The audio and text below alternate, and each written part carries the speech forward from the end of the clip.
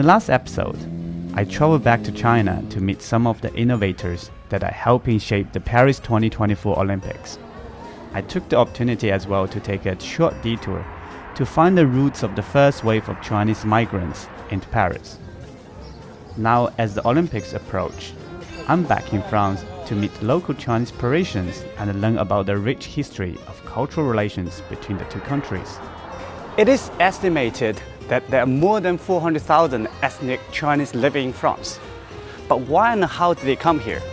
In this episode, I'm on a journey to find out.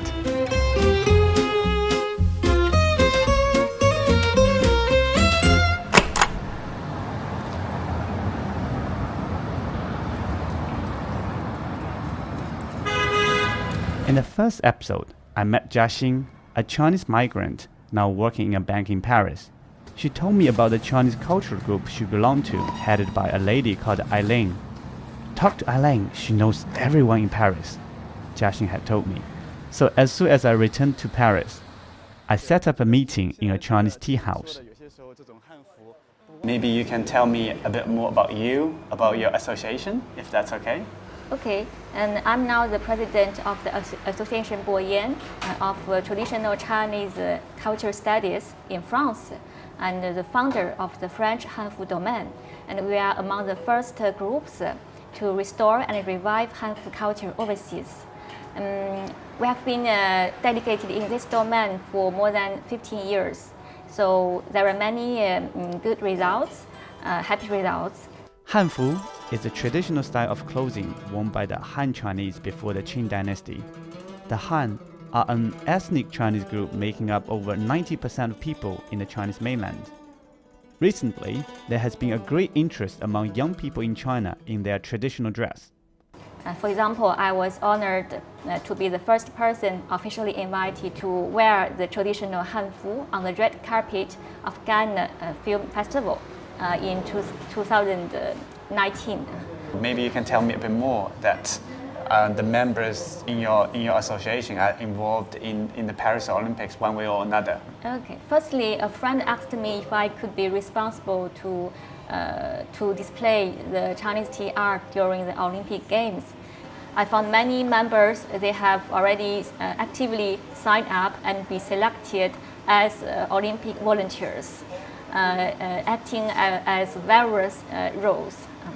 And I think this shows that the Chinese culture lovers are quite involved in French society and in European culture.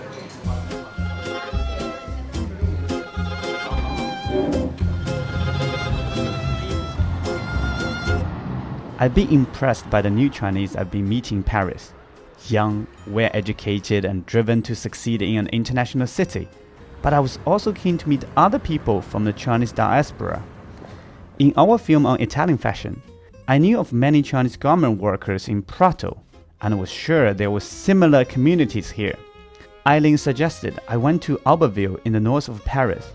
So I hopped on the metro and 30 minutes later emerged into a very different neighborhood to the upmarket tea house.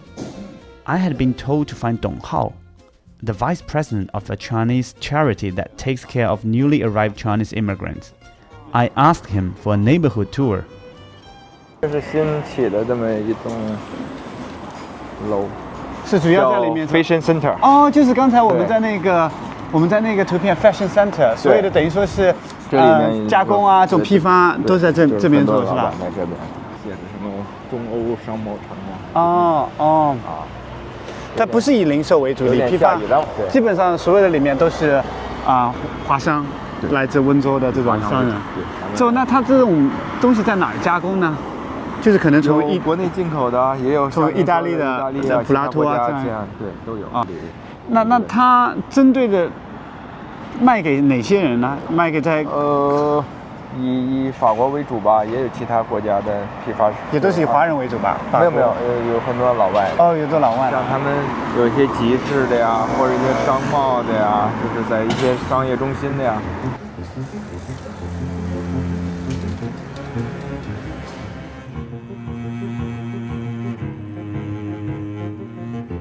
I was feeling confused over the very different social groups I had met on my first day back in Paris. and so it was time to get some perspective. For this, I turned to Wang Simeng, a permanent research fellow at the French National Center for Scientific Research.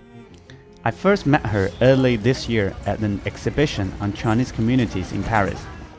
Hello. Hello, Mingjie. How are you? 好久不见.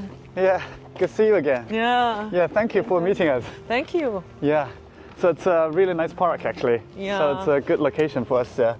It's true that the Chinese immigration to France has a very long history, over 100 years history, and the first waves of the Chinese migration to France goes back before the First World War. And it's true that we can distinguish at that moment different subgroups. Simeng went into a long explanation of the 3 waves of Chinese immigrants into France. So let me quickly summarize. The first wave consisted of 3 subgroups: merchants selling craft products, particularly stove carvings, who came for the world fairs and stayed; 140,000 workers employed by the French and British armies to provide supporting roles in the First World War; and 3,000 to 4,000 students who came under a work-study movement. The second wave was Chinese refugees fleeing wars in Vietnam, Laos, and Cambodia in the 1970s. And the third wave came in the 80s and 90s, consisting of unskilled economic migrants who came to work in the clothing factories.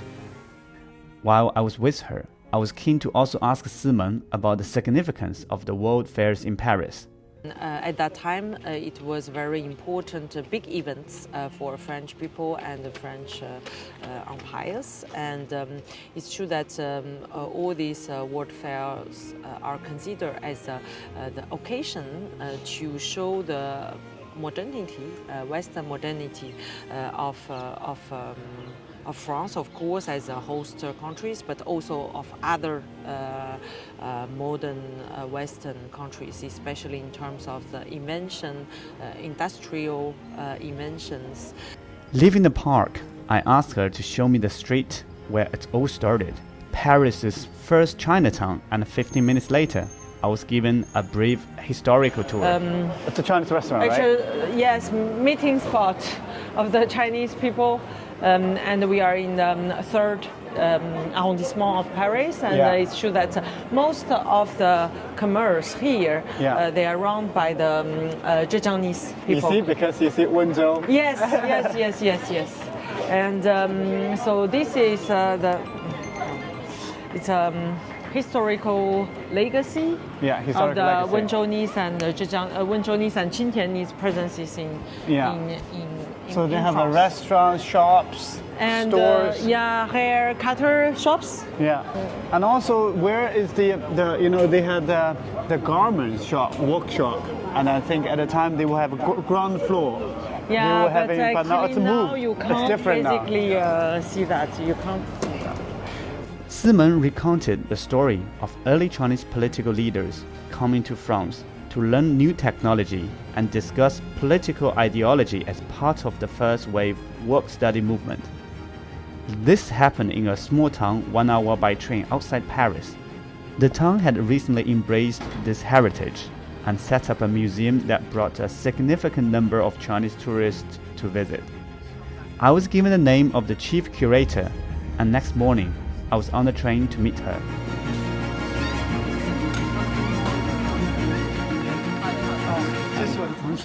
你好，王老师，我想问您一下，为什么有这么多的伟大领袖会选择第一到法国来留学，第二会到那个 Montage 来这个地方留学呢？原因是什么呢？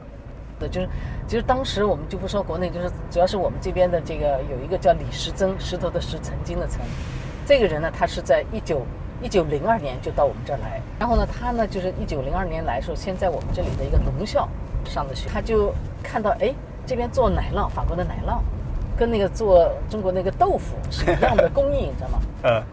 所以呢，后来他就想办法就从中国这个他的老家把那个中国的工人带过来，就在这里开了豆腐厂。那孙中山和那个蔡元培到我们这里来看他，看完他的时候，他说：“你这边这工人都可以给他那个一边上学一边那个做工，那我们就是以后的学生也可以过来的。”最后他就提出来，勤以做工，简以求学，所以勤工俭学呢是留法勤工俭学的专有名词。Within those that came included some of China's future leaders. Zhou Enlai, Deng Xiaoping, and Chen Yi were involved in some way. There was also an important meeting held in the park to discuss the founding of the Chinese Communist Party. But it was not just politics they were interested in. 100年前，这些当年的中国的进步青年，他们被法国的文化、先进的这些技术什么都吸引，而且先进的思想也可以这么说。所以他们到了法国以后，接受了马克思主义。那到了中国以后呢，建立新中国，对吧？建立新中国以后，到现在为止这么多年过去以后，我们接受了好多的马克思主义是西方来的。那么同时呢，又有中国那些先进的技术呢走向世界。那包括这个阿里维，今天在巴黎这个奥运，那所以就说中国从科技方面来讲，100年前跟世界的接轨，就现在已经是平起平坐了。On the way back to Paris, I received a message from Eileen who told me she would be running a tea class in the afternoon and wondered if I wanted to join. Chinese tea was gaining popularity in Paris, much like coffee is taking off in Beijing. So I diverted my route back to the hotel to drop by.